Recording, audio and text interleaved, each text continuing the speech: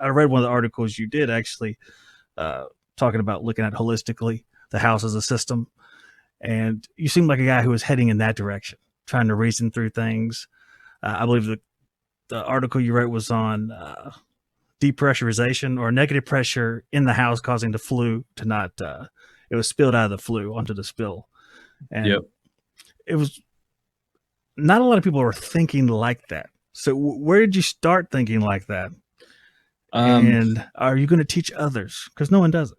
yeah, absolutely. I would say that whole conversation, I started digging into it by just watching and paying attention to like Dustin Cole. I'm sure you know Dustin. Mm-hmm. You've seen him online and that. And then Jenry Garcia. I started following Jenry Garcia. He's like, I call Jenry the GOAT. Like he's one of the greatest of all time at residential HVAC. And they at that time they were talking about a lot about mad air, with which I don't know if you're familiar with, like John Tooley and that, but he came up with the whole idea that the HVAC equipment has interactions with different pressures within a house, and you can cause different situations based on the duct pressure and the pressures within a house if it's not all balanced. Um, and that was where that came from. And I wasn't really sure what mad air was. I think I called it angry air. I wasn't sure what mad air was at the time. I didn't really dig too far into it, but I thought I had a grasp on it. So the article I wrote was called Angry Air. And I was at a house where I couldn't figure out, like the spill switch on this boiler kept tripping, but it was never tripping when I was there.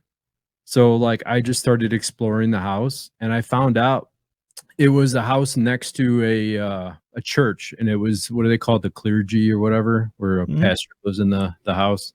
Oh Um, yeah. Well, I can't remember the name of it now, yeah, but there's a specific name for that house, and I'll try to think of it while you're telling the story.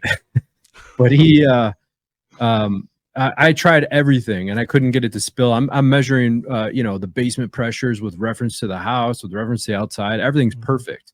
I'm running the dryer, the water heater, everything's running, everything's drafting fine. And then I asked him if he mind if I took a look around his house. And I was about to give up, and I was on the second floor, and I turned around and I noticed a whole house fan in the hallway. And this is in the middle of winter. Yeah. And I'm like, by any chance, do you run that? And he's like, well, actually, I really appreciate fresh air. So every day I open the window, like one window halfway, and I turn it on for like 20 minutes just so I can clear out the air in the house. So I'm like, all right, I'm like, set your window up the whatever way you do it. I flipped on the fan and I went downstairs, immediately backdrafted, and boom, Yeah. tripped the loop switch. Are they common up there to have whole house fans? They're becoming less common, but there's still a lot of houses, like old. Yeah, I bet they are. Yeah. Giant holes in the envelope of my house. Yeah, I bet they're coming less common for real. We don't have hardly any down here because why would you want to suck in 90% humidity anyway?